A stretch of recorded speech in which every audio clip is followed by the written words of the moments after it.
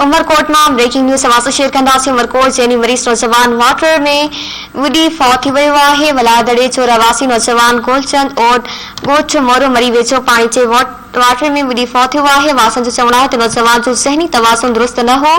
संदसि गिद अस्पताल में इलाज हलंदड़ हो। वासन जो चवणु आहे त गोलचंद और अक्सर घर में बदल हूंदो हो। गुजली खोलियो हो त घरां भॼी वियो। अॼु मोरो मरी गोठ वटां संदसि लाश मिलियो आहे।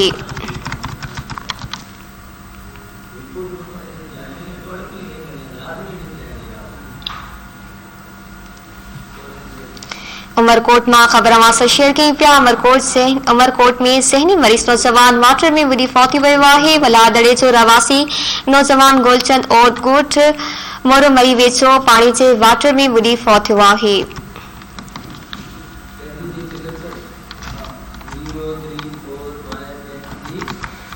उमरकोट में खबर मां शेयर कई पिया। उमरकोट में ज़हनी मरीज नौजवान वाटर में बुडी फौत थी वियो आहे। वला थाणे जो रवासी नौजवान गोलचंद और गोठ मोरो मरी वेझो पानी जे वाटर में बुडी फौत थियो आहे।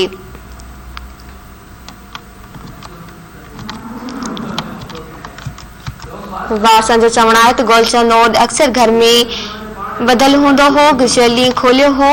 हू घरां भॼी वियो आहे। अॼु मोरो मरी गोठ वटां संदसि लाश मिलियो आहे। उमरकोट में खबर मां शेयर कई पिया। उमरकोट में ज़हनी मरीज नौजवान वाटर में बुडी फौत थी वियो आहे।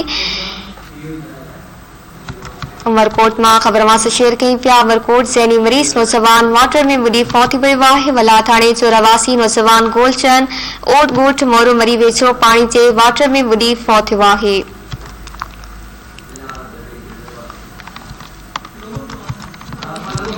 उमरकोट में वाक़िया आगाह कई पिया। उमरकोट में ज़हनी मरीज नौजवान वाटर में बुडी फौत थियो आहे।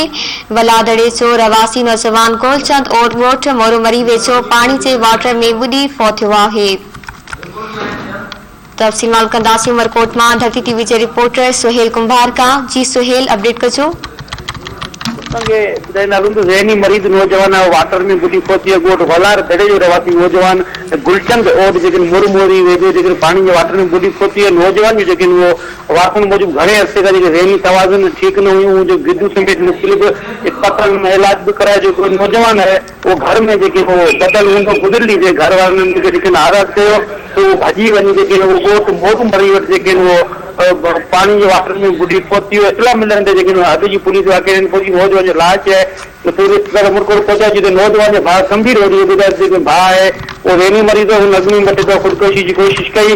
वो बुडी फौत थी। पोस्टमार्टम समेत का भी कानूनी कार्रवाई करना था चाहिए। मेहरबानी सुहेल, तफ़सील जे लाइ।